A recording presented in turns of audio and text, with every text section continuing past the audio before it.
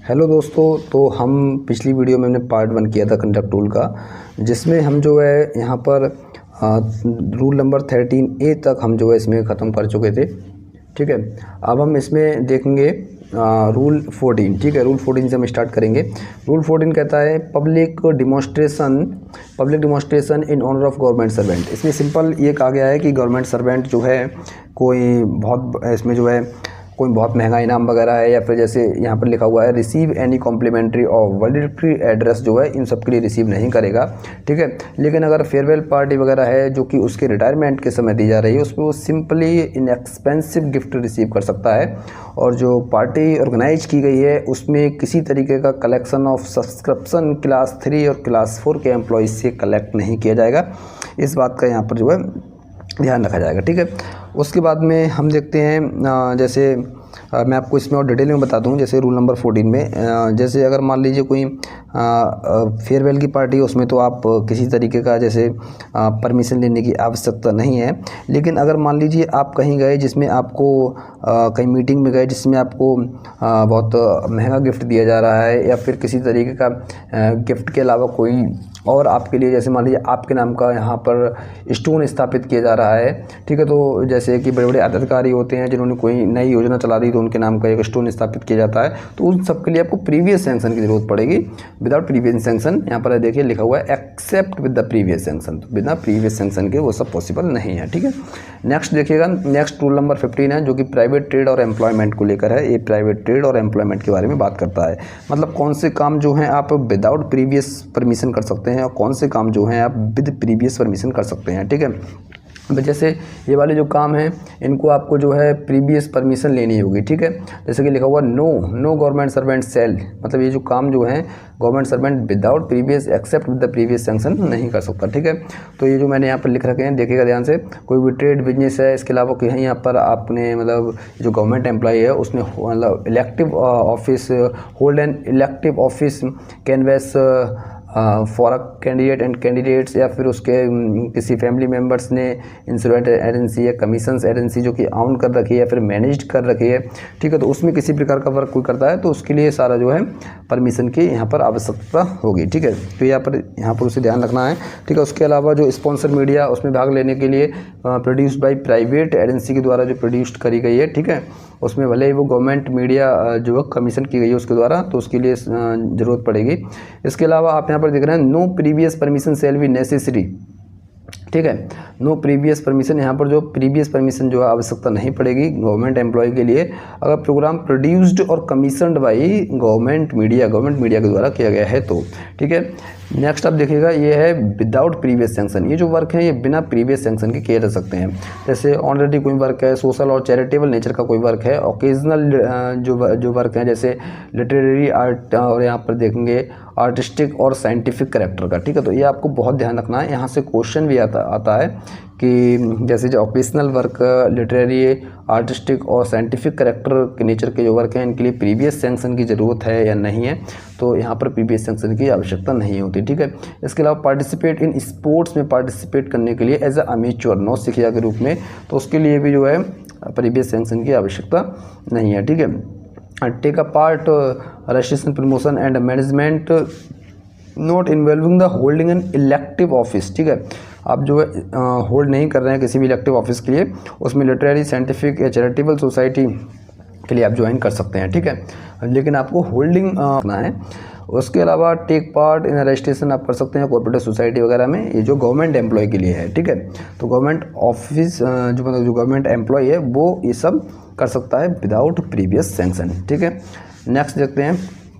Next है every government servant shall report to the government if any family member his trade और business owns manage insurance commission agency. ठीक है, मतलब जो है गवर्नमेंट जो एम्प्लॉय है वो गवर्नमेंट के लिए जो है रिपोर्ट करेगा और उसका कोई फैमिली मेम्बर वगैरह जो है ऐसी कोई एजेंसीज़ को जो है मतलब उनका से आउन करता है या फिर किसी तरीके से मैनेज करता है। ठीक है, तो इतना इसमें बताया गया है, बस इतना ही इसमें है कि कौन से वर्क कर सकते हैं जो मैंने ऊपर बताया आपको, ये थोड़ा सा इम्पोर्टेंट है, इसे आप याद रखिएगा। ठीक है, इसके अलावा जैसे कौन से जो ऐसे वर्क होते हैं जो कि बिल्कुल नॉट अलाउड हैं, जो मैं आपके लिए यहाँ पर बता देता हूँ। जैसे मान लीजिए समझने के लिए, जैसे क्वेश्चन एक बनता है कि लॉ प्रैक्टिस के लिए, जैसे लॉ प्रैक्टिस कुछ लोग गवर्नमेंट एम्प्लॉय होते हैं, लॉ में LLB वगैरह करते हैं, तो वो वार एनरोल जो है वो तो कर सकते हैं, ठीक है। वार में एनरोल कर सकते हैं, वो भी परमिशन के साथ में। इसके लिए क्या होगा, परमिशन की आवश्यकता होगी, ठीक है। बट वो प्रैक्टिस नहीं कर सकते, ठीक है, प्रैक्टिस नहीं कर सकते, वो नॉट अलाउड है।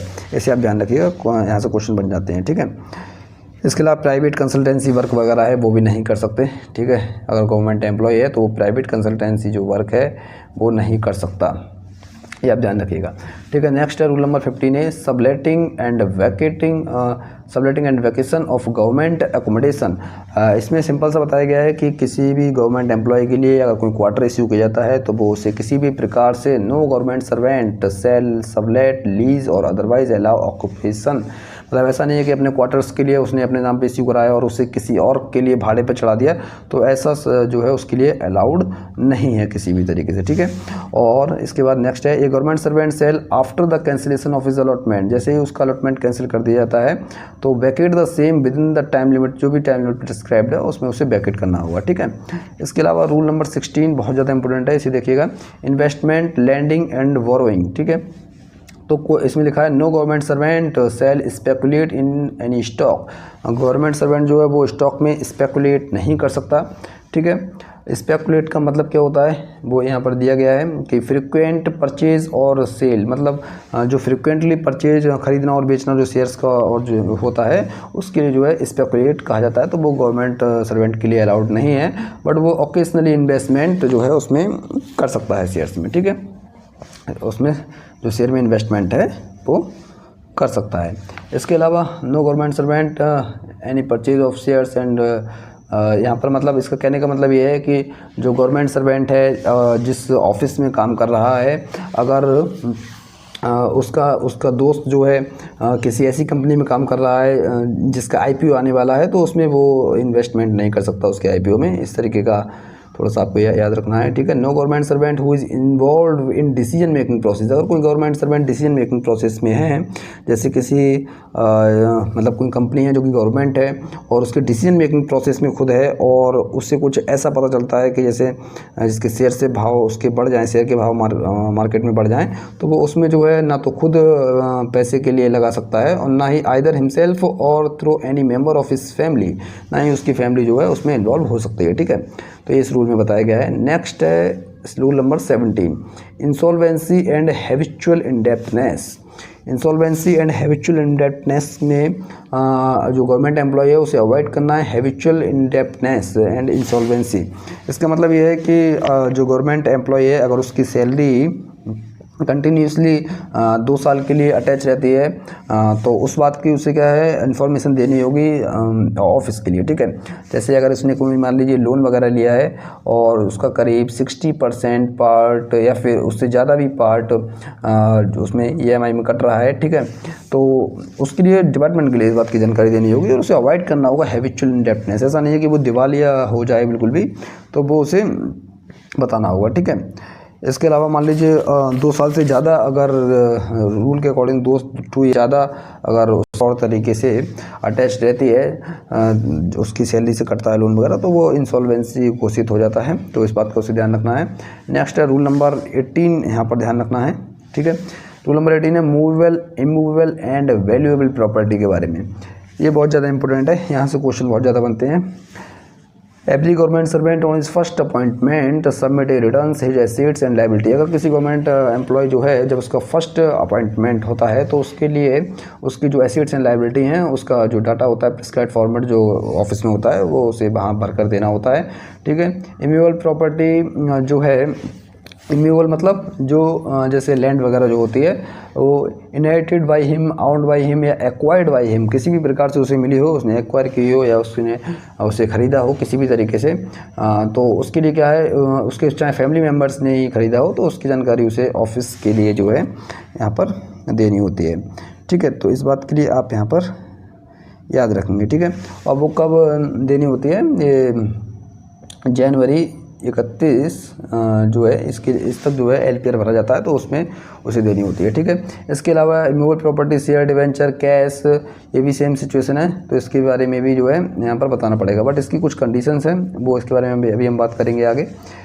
Cell not ordinary apply to group D, ये जो कंडीशन है group D and group C पर भी ये अप्लाइड नहीं है, जो यहाँ पर जो कि जैसा कि मैंने बताया जनवरी 31 तक डिपार्टमेंट को यहाँ पर बताना होता है। ठीक है, जो भी एसेट्स एंड लायबिलिटी हैं इसके बारे में, वो group D and group C पर यहाँ पर जो है अप्लाई नहीं होती हैं। ठीक है, इसके अलावा कोई गवर्नमेंट सर्वेंट है already belonging a service holding A post, अगर कोई गवर्नमेंट सर्वेंट ऑलरेडी किसी गवर्नमेंट डिपार्टमेंट में है, काम कर रहा है, और वो ट्रांसफ़र होकर जो है आता है किसी अन्य डिपार्टमेंट में, तो फिर उसके लिए जो है मतलब फ्रेश तरीके से ये मतलब जो मैंने बताया यहाँ पर कि प्रिस्क्राइब फॉर्मेट में जानकारी देना होता है, वो नहीं देना होता। वो साल के जब 31 जनवरी आएगा तभी उसे नया देना होगा। ऐसा नहीं है कि जैसे ही उसने मान लीजिए वो जुलाई में किसी और डिपार्टमेंट में था और अगस्त में या सितंबर में किसी और डिपार्टमेंट में आ गया, तो उसे भरकर नहीं देना होगा। बट न्यू ज्वाइनिंग जब होती है तो उसको जो है यहाँ पर अपने एसेट्स और लायबिलिटीज़ के बारे में बताना पड़ता है। ठीक है, इसके अलावा यहाँ पर आप देख सकते हैं group A and B shall an, यहाँ पर देख सकते हैं group A and B submit an annual return. ठीक है, तो उसे एनुअल रिटर्न यहाँ पर जो है भरना होगा, बताना होगा डिपार्टमेंट के लिए। ठीक है, इसमें समझने वाली बात क्या है, क्वेश्चन कहाँ से ज़्यादा बनते हैं वो आप यहाँ पर ध्यान से देखिएगा। क्वेश्चन बनने के लिए अगर जैसे government servant enters into a transaction, अगर वो ट्रांजैक्शन में आता है किसी मूवेबल प्रॉपर्टी का, ठीक है, मूवेबल प्रॉपर्टी जैसा कि मैंने बताया शेयर डिवेंचर वगैरह इस तरीके का, या फिर ज्वेलरी वगैरह, तो उसके लिए within 1 month from the date of transaction की विद इन 1 मंथ उस डिपार्टमेंट के लिए सबमिट करना होगा। लेकिन अगर वो ट्रांजैक्शन का अमाउंट जो है 2 महीने के बेसिक पे से उसके ज़्यादा हो तो, ठीक है, तो उसे बताना होगा। उसके अलावा द गवर्नमेंट और the prescribe authority at any time, जो भी अथॉरिटी है या जो गवर्नमेंट है वो कभी भी कोई भी स्पेशल ऑर्डर जारी करके मूवेबल और रिमूवेबल प्रॉपर्टी का डेटा मांग सकती है गवर्नमेंट एम्प्लॉय से। ठीक है, और जो कि मैंने बताया कि एग्जेम्प्टेड है group C and group D इस चीज़ से। ठीक है, मूवेबल प्रॉपर्टी क्या होती है ये आपको ध्यान रखना है। मूवेबल प्रॉपर्टी अभी मैंने बताया jewellery, insurance policy, annual premium, और इसके अलावा एक्सीड 2 मंथ। ठीक है, ये आपको ध्यान रखना है, एक्सीड 2 मंथ बहुत इंपॉर्टेंट है। और लोन सिक्योर्ड हो, चाहे वो एडवांस्ड हो, motor car, motorcycle, horses, refrigerator, radio, television. ठीक है, ये सब आपको याद रखना है, यहाँ से क्वेश्चन बनता है। मूवेबल प्रॉपर्टी ये होती है। ठीक है, प्रिस्क्राइब अथॉरिटी के बारे में बताया गया है कि जो ग्रुप ए की पोस्ट जिन्होंने होल्ड कर रखी है उनके लिए गवर्नमेंट है, उनके लिए हेड ऑफ द डिपार्टमेंट है, और जो ग्रुप सी एंड डी की पोस्ट होल्ड करे हुए गवर्नमेंट सर्वेंट हैं उनके लिए हेड ऑफ द ऑफिस जो है वो प्रिस्क्राइब अथॉरिटी होता है। ठीक है, नेक्स्ट क्वेश्चन देखिए, इसमें क्वेश्चन मतलब नेक्स्ट रूल जो है रूल नंबर 18A देखिएगा। रूल नंबर 18A क्या कहता है, restriction in relation to acquisition and disposal of immovable property outside India and transaction with foreigners. इसके लिए बहुत सिंपल है कि अगर मान लीजिए कोई गवर्नमेंट सर्वेंट है, सेल करता है या परचेज करता है आउटसाइड इंडिया मतलब इंडिया से बाहर जाकर सेल करे या वहाँ से परचेज करे, ऑफिशियल डीलिंग है, तो उसे प्रीवियस सैंक्शन एक लेना होगा ऑफिस से। और जो प्रीवियस सैंक्शन है वो उसके लिए जो मतलब यहाँ पर आप देख सकते हैं, जो प्रीवियस सैंक्शन है इसका कुछ टाइम एक होता है, प्रीवियस सैंक्शन का 60 डेज यहाँ पर इसका टाइम होता है। मैं आपको यहाँ बता देता हूँ, उसे प्रीवियस सैंक्शन यहाँ पर जो है लेना होगा, प्रीवियस सैंक्शन लेना हुआ डिपार्टमेंट से। वो भी यहाँ पर जो है 60 डेज़ का टाइम होता है। मतलब 60 डेज़ में अगर मान लीजिए वो सैंक्शन डिपार्टमेंट के द्वारा नहीं दिया गया तो वो डीम्ड एक्सेप्टेड समझा जाता है। ठीक है, मतलब मान लिया जाता है कि हाँ डिपार्टमेंट को कोई दिक्कत नहीं है और हम वहाँ से परचेज या फिर सेल ऑफ जो भी प्रॉपर्टी है आउटसाइड इंडिया इसमें कर सकते हैं। ठीक है, तो ये आपको यहाँ पर ध्यान रखना है। क्वेश्चन यहाँ से बन जाता है कि कितने दिन का टाइम दिया जाता है सैंक्शन देने के लिए, तो 60 डेज है। ठीक है, ये आप ध्यान रखिएगा। नेक्स्ट यहाँ पर जो है रूल वो है vindication of act and character of government servant. No government servant shall except with the previous sanction government have any court. मतलब ये है कि अगर मान लीजिए किसी भी गवर्नमेंट सर्वेंट है उसको किसी भी तरीके से उसके करेक्टर पर या फिर उसके ऊपर किसी भी तरीके का कोई मानहानि किसी तरीके से उसकी करता है तो वो डायरेक्ट कोर्ट में यहाँ पर जो है नहीं जा सकता। उसके लिए क्या करना है, प्रीवियस सैंक्शन लेना पड़ेगा। ठीक है, ये आपको ध्यान रखना है, प्रीवियस सैंक्शन की उसे आवश्यकता होगी। बट प्रीवियस सैंक्शन भी लेने के लिए यहाँ पर जो है टाइम दिया गया है। अगर यहाँ पर आप देखेंगे कि with in period of 3 months में जो है वो प्रीवियस सैंक्शन लेगा, फिर वो जा सकता है। लेकिन अगर 3 मंथ में मान लीजिए कोई रिप्लाई नहीं आता है डिपार्टमेंट की तरफ से, तो वो उसे भी जो है डीम्ड मान लिया जाएगा। ठीक है, डीम्ड, और वो यहाँ पर आप देख सकते हैं free to assume that the permission so sought for has been granted to him, जैसे कि परमिशन उसे दे दी गई है। ठीक है, ये आपको ध्यान रखना है।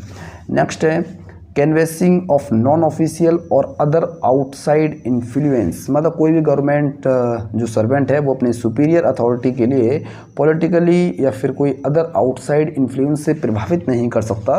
कि ऑफिस में ऐसा नहीं है कि हम अपने बॉस के, जो भी गवर्नमेंट सर्वेंट है वो अपने बॉस के लिए डराए या धमकाए कि मेरा पॉलिटिकल ये रिलेशन है या किसी और प्रकार का कोई रिलेशन है, तो ये किस तरीके से आउटसाइड इन्फ्लुएंस नहीं कर सकता। रूल नंबर 20 ये कहता है। रूल नंबर 21 आप देखेंगे रेस्ट्रिक्शन रिगार्डिंग मैरिज। ठीक है, मैरिज को लेकर के क्या रेस्ट्रिक्शन है गवर्नमेंट एम्प्लॉय के लिए, वो समझिएगा। No government servant shall enter into a contract marriage with in a person having a spouse living, मतलब कोई भी गवर्नमेंट सर्वेंट ऐसे पर्सन से शादी नहीं कर सकता जिसका ऑलरेडी एक स्पाउस है। ठीक है, नेक्स्ट इसमें दिया गया no government servant having a spouse, मतलब ऐसा गवर्नमेंट सर्वेंट जिसकी ऑलरेडी स्पाउस है वो भी किसी अन्य जो पर्सन है, चाहे वो गर्ल हो या बॉय, मतलब उससे शादी नहीं कर सकता है। इसमें 2 चीज़ बताई गई हैं। जैसे मान लीजिए ये गवर्नमेंट सर्वेंट है, ये शादी नहीं कर सकता किसी भी लेडीज़ या मान लीजिए जेंट से जिसकी ऑलरेडी स्पाउस है। ठीक है, और वहीं दूसरे वाले में ये बात की गई है कि गवर्नमेंट सर्वेंट जिसकी ऑलरेडी स्पाउस है, मतलब शादी हो चुकी है, वो किसी और लेडीज़ या जेंट से शादी नहीं कर सकता, ये इसमें बताया गया है। ठीक है, इसके अलावा गवर्नमेंट में permit to government servant, government जो है वो परमिट कर सकती है गवर्नमेंट सर्वेंट को। जैसे कुछ केसेस होते हैं, जैसे मान लीजिए पत्नी की डेथ हो जाती है तो उस केस में अलाउड करती है। बट उस केस में क्या है, जिसको जो पर्सनल लॉ है वो अलाउड करना चाहिए। जैसे हिंदू में हिंदू लॉ या फिर मोहम्मद ने जो कि उनका जो लॉ होता है वो उस हिसाब से जो लॉ हैं वो उन्हें अलाउड करेंगे, तो ऐसा गवर्नमेंट कर सकती है। ठीक है, ऐसा कोई इम्पोर्टेंट नहीं है कि वो करे, लेकिन कर सकती है। ठीक है, rule number 22 consumption of intoxicating drinks and drugs, जो गवर्नमेंट सर्वेंट है उसे स्ट्रिक्टली अवॉइड। ठीक है, इस चीज़ को सबको जो है मना किया गया है ड्रिंक वगैरह करने के लिए। ये बहुत ज़्यादा कोई इंपॉर्टेंट नहीं है, बस आपको थोड़ा सा याद रखना है। बस ये बहुत इंपॉर्टेंट है कि पब्लिक प्लेस में वो ऐसा नहीं कर सकता, और ऐसा नहीं है कि पब्लिक प्लेस में जाकर पी भी नहीं सकता और पी कर पब्लिक प्लेस में जा भी नहीं सकता। ठीक है, ना तो पब्लिक प्लेस में उसे पीना है और पीने के बाद भी पब्लिक प्लेस में उसे नहीं जाना है। और पब्लिक प्लेस का क्या मतलब है वो उसमें बताया गया है। पब्लिक प्लेस यहाँ पर मतलब any place or premises including a convenience to which the public have are permitted to have, मतलब जहाँ पब्लिक परमिट है, कभी भी किसी भी टाइम आ जा सकती है, तो वो पब्लिक प्लेस कहलाएगा। ठीक है, इसमें आप यहाँ पर एक चीज़ ध्यान रखेंगे, पब्लिक प्लेस मतलब इसमें जैसे कोई गवर्नमेंट एम्प्लॉय है, गवर्नमेंट सर्वेंट है, वो अगर किसी रूम में या फिर होटल रूम में ड्रिंक्स वगैरह करता है तो वो पब्लिक प्लेस की कैटेगरी में यहाँ पर नहीं आएगा। ठीक है, ये आप ध्यान रखिएगा। इसके अलावा और जो रूल है, rule number 22A prohibition regarding employment of below 14 years है, वो मतलब कोई भी गवर्नमेंट सर्वेंट जो है employ to work any below 14 years का जो बच्चा है उससे वर्क वगैरह नहीं करा सकता, ये चीज़ ध्यान रखना है। और फिर ये रूल आपका यहाँ पर ख़त्म हो जाता है। इतनी ही बात इसमें बताई गई है, जैसा कि मैंने बताया था बहुत कम समय में ये ख़त्म हो जाएगा। और ये इंटरप्रिटेशन जो है गवर्नमेंट के द्वारा किया जाएगा, जैसे कि DOPT करता ही है सभी का। ठीक है, इसके अलावा डेलीगेशन ऑफ पावर्स है, गवर्नमेंट जो है किसी भी जनरल ऑर्डर या स्पेशल ऑर्डर के द्वारा डायरेक्ट कर सकता है any power exercisable by it और any head of the department के लिए। ठीक है, इसके अलावा repeal and saving corresponding of all these rules in force immediately, मतलब ये जो रूल आएगा इससे पहले के जो रूल बने हुए हैं वो रिपील हो जाएंगे। ठीक है, ये रूल जो है तुरंत प्रभाव से जारी होगा। ठीक है, लागू होगा। तो ये चीज़ में बताई गई है, जैसा कि मैंने बताया था रूल 25 है इसमें, तो हमने यहाँ पर रूल 25 यहाँ पर पूरे कवर कर लिए। ठीक है, इसमें आपको जो कुछ भी समझ में नहीं आया हो आप बताइएगा, मैं आपको नेक्स्ट वीडियो में समझाने की कोशिश करूँगा। ठीक है, कुछ भी आपको अगर समझ में नहीं आया हो आप पूछ सकते हैं, कमेंट कर सकते हैं। ठीक है, बाकी जब लास्ट टाइम आएगा तो इसके लिए मैं शॉर्ट 5-10 मिनट का थोड़ा सा इसका बनाऊंगा कि और बहुत जल्दी से आप इसे रिवाइज कर सकें। ठीक है, अभी तो थोड़ा वीडियो लंबा हुआ है, 5-10 मिनट में किसी स्पीड से इसे रिवाइज कर सकते हैं, वो मैं शॉर्ट वीडियो बना कर डाल दूँगा, आपके लिए बहुत आसानी होगी उस चीज़। ठीक है, तो चलिए दोस्तों, मिलते हैं नेक्स्ट वीडियो में। कैसे वीडियो लगा कमेंट कर जरूर बताइएगा।